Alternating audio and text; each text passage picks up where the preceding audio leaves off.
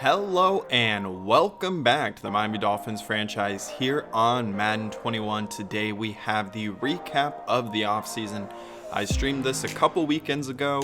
It's definitely worth checking out the full video as there's a lot more detailed information. But of course it was a struggle in our first year. We didn't have a ton of talent on this team and we're hoping to improve as we go through the offseason, get some young players, some veterans through free agency and the NFL draft. To start off though, we will look at the Super Bowl as Drew Brees and the New Orleans Saints defeat the Baltimore Ravens in Super Bowl 55. As they are victorious, Drew Brees goes off and will retire, so he heads off as a Super Bowl champion. Lamar Jackson threw 3 interceptions, was sacked twice, and struggled in this game throwing the football.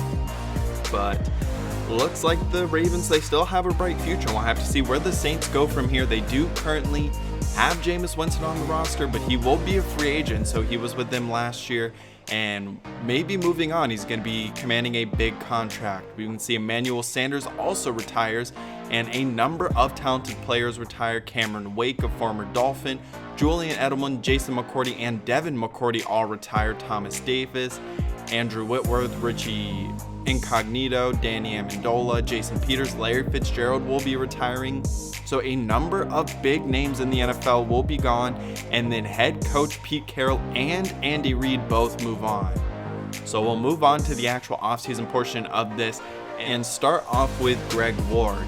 I thought he played very well for us after picking him up around the mid-season point, a little after that, and was our number 3 slot receiver and played very well. And we offer him a deal and he will be coming back, and we'll have to see where he fits moving forward though, as I do want to improve the receiving core and all the skill position players, as we need to get Tua more talent around him to help him thrive as he heads into his second season.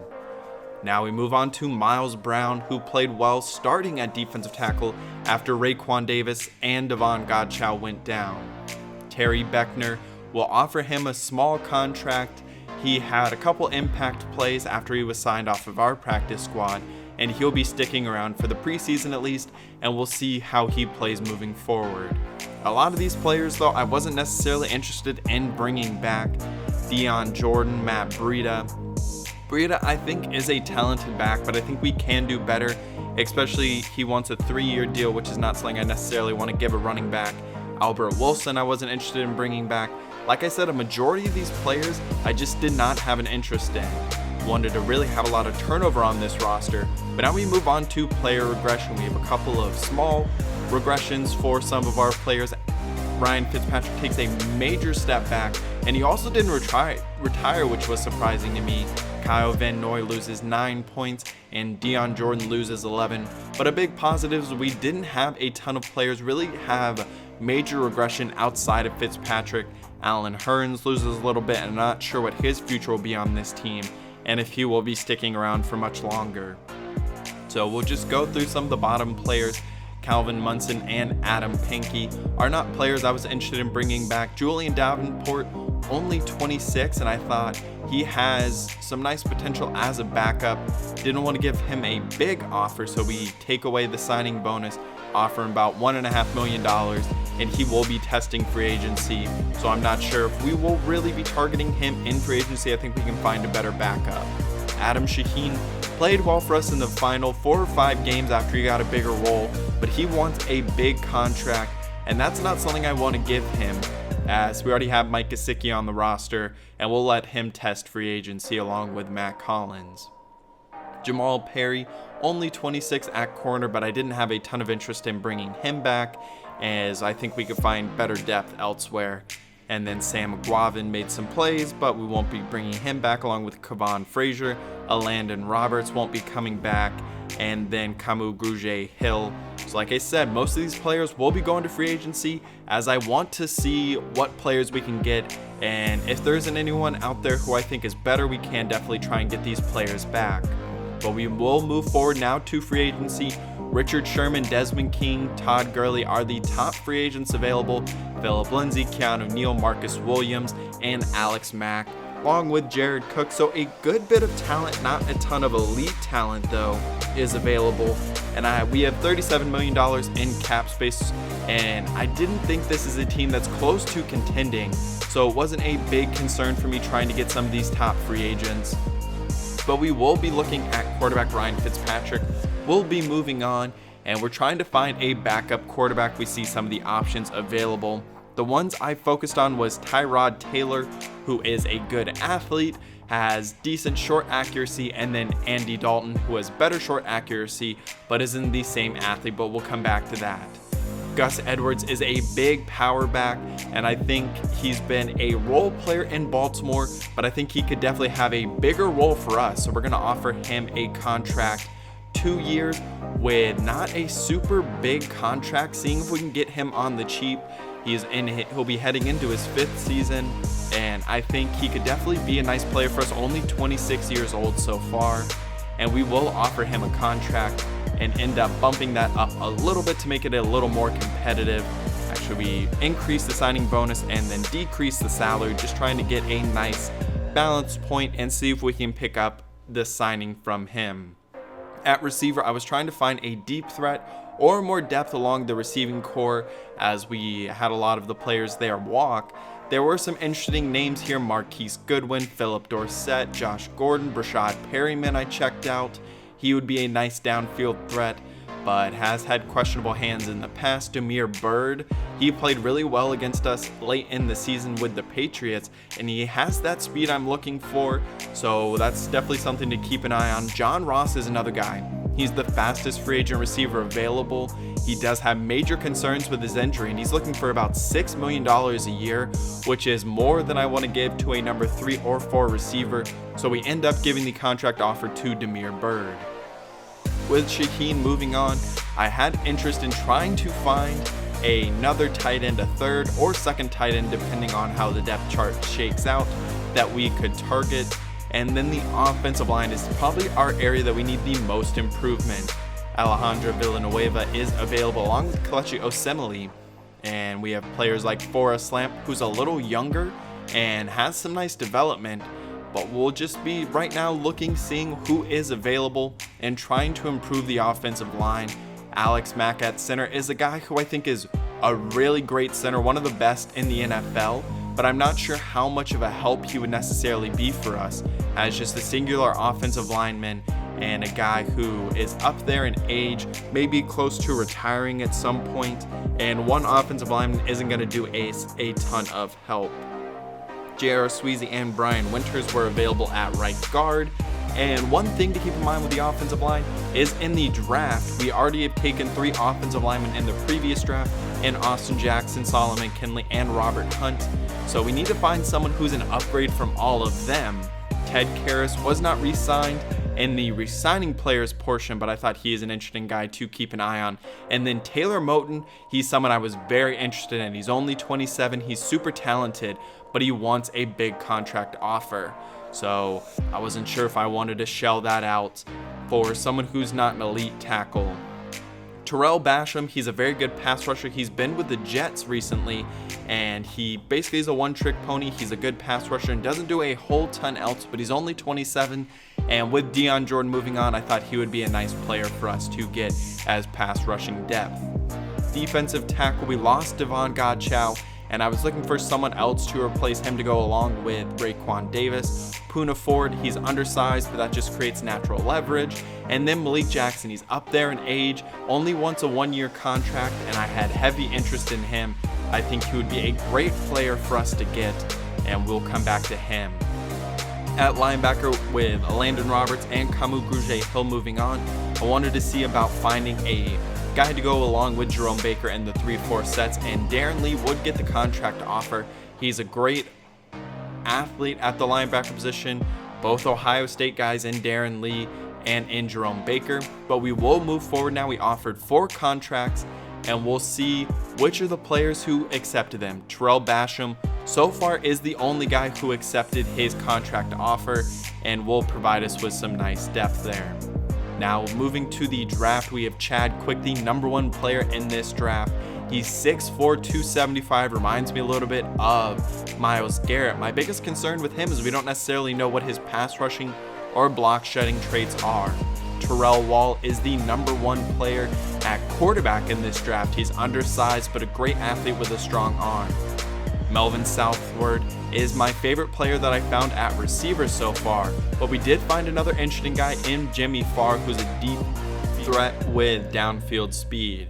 We'll up the offer for Gus Edwards a little bit and then go back to Malik Jackson. He's got great power moves, decent block shedding, but I think Raekwon Davis could be a great run stopper for us. So I'll offer Malik Jackson about $6 million for a 1-year contract.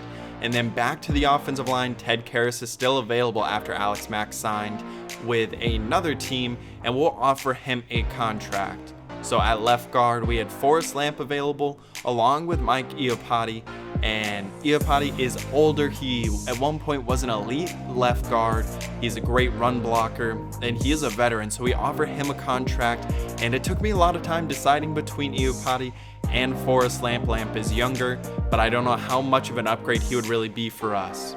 But now we go through the next stage and we get 4 contracts accepted: Gus Edwards, Ted Karras, Malik Jackson, and Mike Iupati. So we go back to the draft. That's a nice corner there in the 7th round in Will Kilgore.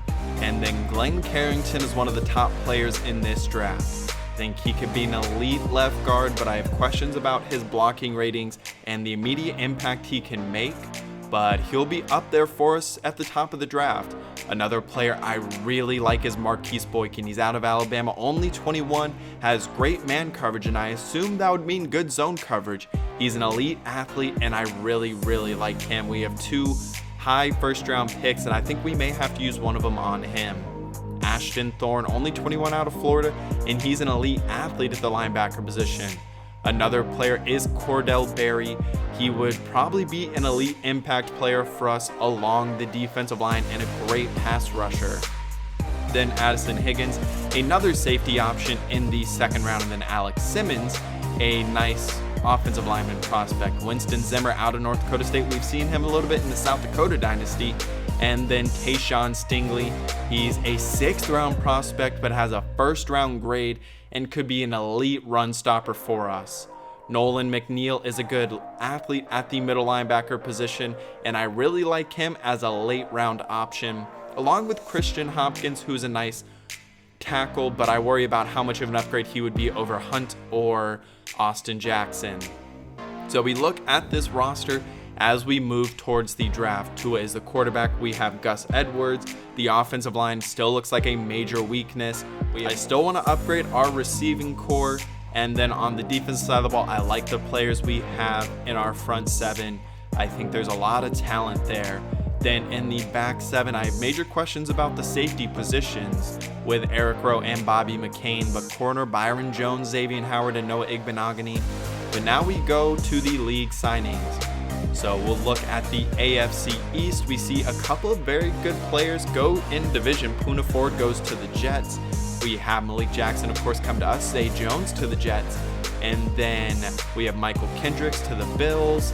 Ryan Nall goes to the Bills. Taylor Moton goes to the Patriots, so they get a big offensive line upgrade. And then Desmond King also goes to the Patriots along with Bud Dupree. So teams in our division were very active. Now, before we get into the draft, there was a player I really was thinking about targeting. I think he could be a great complement and a big help to Tua, and that is Tony Pollard. He's out of Memphis. He's been underutilized with the Cowboys, and we're currently looking at trading Eric Rowe, which would be an upgrade for the Cowboys, and then a 3rd round pick. I thought this was realistic. Getting an excellent young running back. May have overpaid a little bit with the 3rd round pick, probably got away with the 4th, but I wanted to really get him and try and keep it realistic. And I think he would be a great complement to Gus Edwards as a speedy off tackle, outside zone, and receiving back. Now we get into the draft. Jeffrey Sharp actually goes #1 overall. So a receiver goes #1 to the Panthers, which was very surprising to me. But then Chad Quick goes to the Lions. So they got Jeffrey Okudah last year, and then Chad Quick this year. Damian Peterson goes to the Vikings, and then with the 4th pick, it is Cameron Brown, a defensive end from Florida State, to Cincinnati. So we are now on the clock, and I thought we had a number of options here, so I was potentially looking to trade down. But we're going to use our pick. Glenn Carrington, the best offensive lineman in the class, is available along with Marquise Boykin. These were probably the two I was deciding with. It took me a while to make the decision, but at the end of the day, I wanted to get Marquise Boykin. I had questions about how big of an upgrade Glenn Carrington would be, and Marquise Boykin would be the pick. He's only normal development, but he's number 5 in true value, and he looks to be an elite safety for us, and I'm super excited with him. I was hoping for a hidden development, but he's got great zone coverage to start. He can tackle, hit a little bit, and is an elite athlete, and I'm super excited that we got him.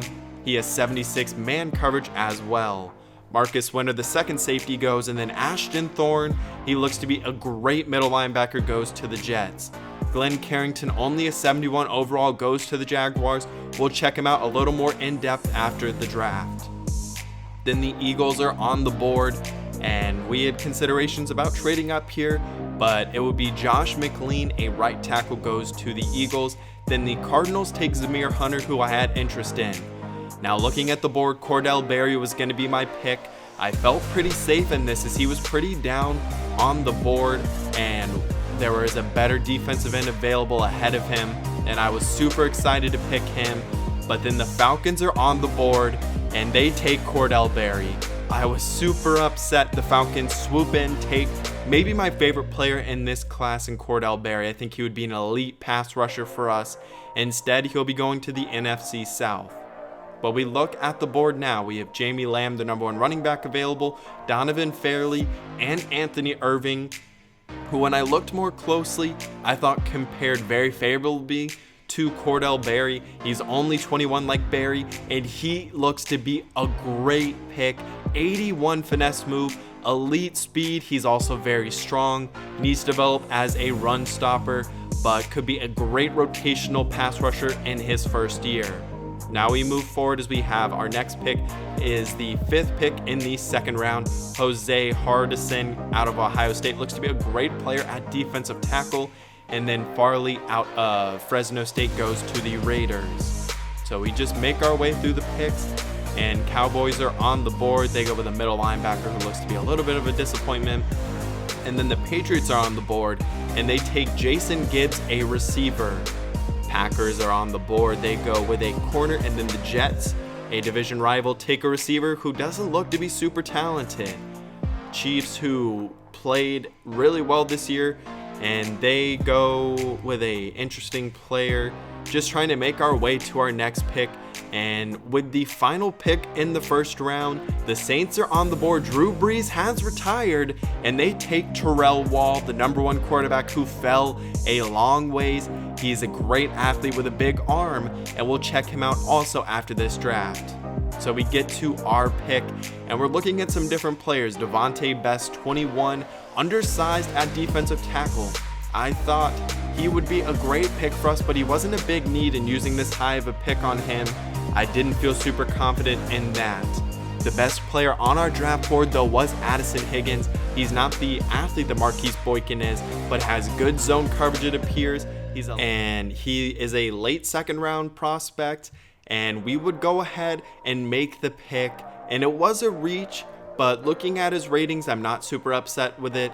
He has decent zone coverage to start. He's not a bad athlete, and I wanted to upgrade this offseason, especially after trading away Eric Rowe and Bobby McCain not being the future. So one pick before us, and Alex Simmons, who I thought would be the next pick, a good center. He goes to the Atlanta Falcons, so they have swooped in twice right before our pick and stolen the player that I was targeting, and I was upset at that. We do play them this season, so we'll have to see how we're able to do against them. But we look at our draft board now. There are some players in the 3rd round and Devontae Best in the 2nd round, but I didn't want to use a 2nd round pick on him. So we would look and trade our pick away to the Rams, move completely out of this year's 2nd round, and Devontae Best does go to the Buccaneers. He's only a 71 overall, so I was happy that we did not pick him. He wouldn't be a big upgrade or a big help to us really early on in his career. but we see Melvin Southward is available, Rylan Colvin, Jordan Slater along the offensive line, Tayshawn Stingley, Nolan McNeil.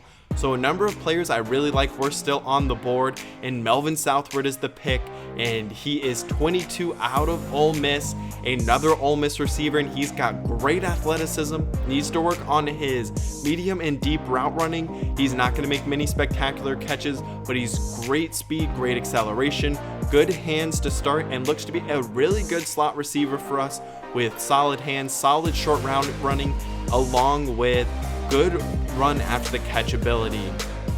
Nolan McNeil was still available, and I really wanted to get him, but like I said, in week 15 we'll be taking on the Falcons, so that's definitely a game to keep an eye on. So still a number of players on this board that I really like in the 4th round now, and Tayshawn Stingley was still there. He looked to be a first round talent, and we'll take him. It's not a big need, but in the 4th round I feel a little bit better taking him here. He looks to be an elite nose tackle with great block shedding to begin with, and a much better value in the 4th round than Devontae Best in the 2nd.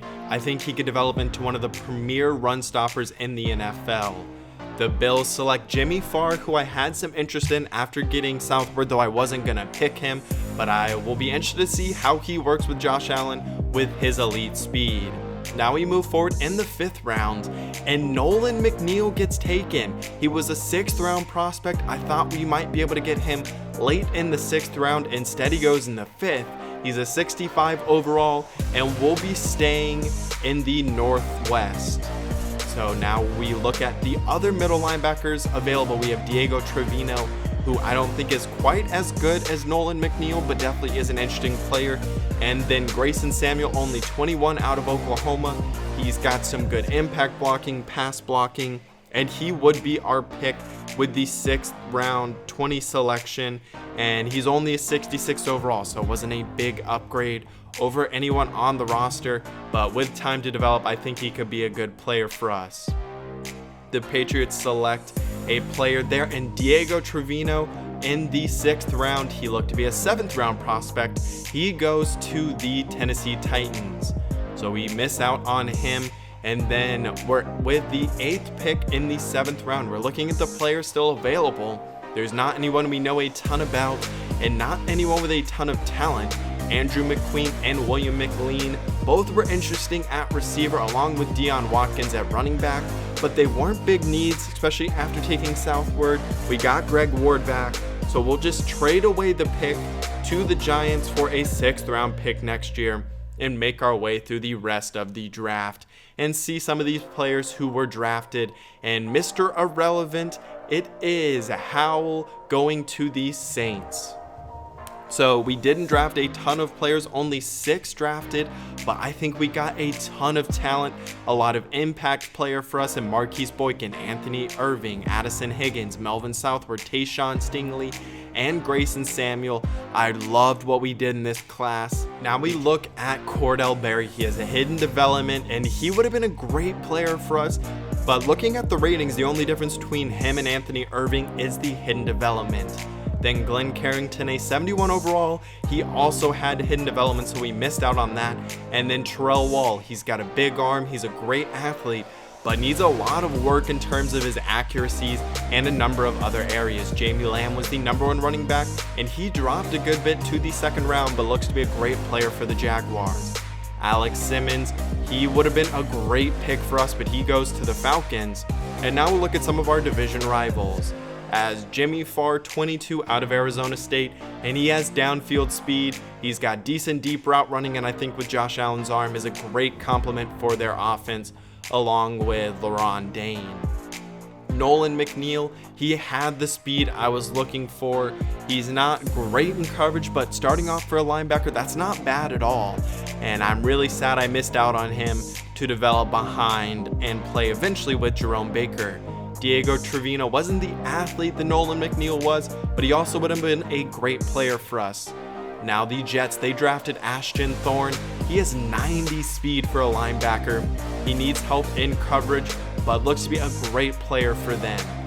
Jets overall didn't have a super great draft, but they went with quantity over quality, appears, And then the Patriots, they used their first pick on Jason Gibbs, a 73 overall. He's got deep speed, he's got deep route running, and they have Cam Newton for at least another year so they can utilize the downfield passing game in that way. And then the Patriots overall didn't have a great draft. So we look at the top overall players in this draft. Chad Quick, Cordell Berry, and Anthony Irving all have the same overall. They're all pass rushers, and I expect them to be compared for the rest of their NFL careers. Quick went the highest, Berry one pick before Irving, and that's a very intriguing storyline to keep an eye on. So now we look at the signings that we made, as we have a number of players who are added to this team. Jaquez Sneed, an undrafted corner. We went with a number of undrafted players to round out this roster. Grant Haley as our dime corner. And so we were looking for players to develop and players to add depth to this team who are veterans. So we signed Andy Dalton. We also signed Kelvin Beachum along the offensive line. So we got some nice veterans to help us out. Theo Ratliff, he looks to be a very intriguing undrafted player. Chad McClain, only a 59 overall, but he's got great speed, nice finesse moves to start, and could be a pass rusher only with his finesse moves. Then the final player is Grant Haley. He's got good speed and will be a nice dime corner for us, along with Andy Dalton, Kelvin Beachum, along with signings of Demir Bird, so we pick him up. We also got Joshua Perkins to be our third tight end or second tight end, so I think he may get more playing time over Durham Smythe. And then we also went out, signed Boshan Joseph and Ty Summers to compete for that third middle linebacker spot, as they're both younger, good athletes, and we'll see what they are able to do. But the next episode will be a full recap of the preseason. We'll get a little more in-depth on some of these undrafted signings, some of the veterans, and see everyone take the field, our draft class, and the signings that we actually made in the actual offseason. And I'm really excited to do that, get to meet more of these players. But I hope you did enjoy today's episode. If you did, please leave a like down below.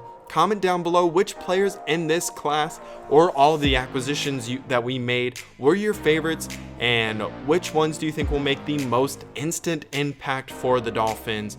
But also make sure you subscribe so you don't miss any more of the Dolphins franchise. I'll see you for the preseason. Have a great rest of your day.